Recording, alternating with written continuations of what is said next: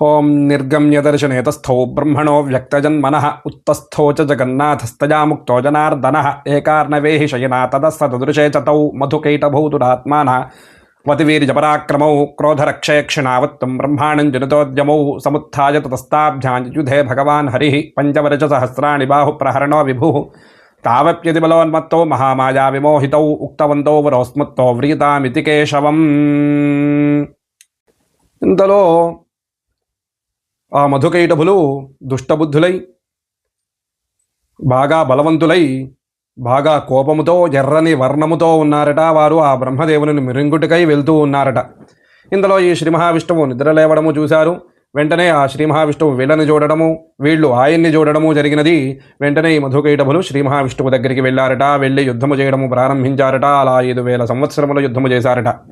ఇలా జరుగుతూ ఉండగా ఇప్పటిదాకా మాయాశక్తి ఎలాగైతే విష్ణుదేవుని వహించి ఉన్నదో అలాగే అదే మాయాశక్తిలో ఈ మధుకైటభులు కూడా పడ్డారట మాయలో. వెంటనే అలా పడటము, ఇప్పటిదాకా ఈ శ్రీ మహావిష్ణువుతో యుద్ధము చేశాము, మాకంటే బలవంతుడు ఇంకెవరూ లేరు అన్న అహంకారం ఇంకా పెరిగిపోయిన వారై, సరే నీకేవరం కావాలో కోరుకోని వరసిస్తాము అని చెప్పి ఆ మధుకైటభులు శ్రీ మహావిష్ణువుతో అన్నారట.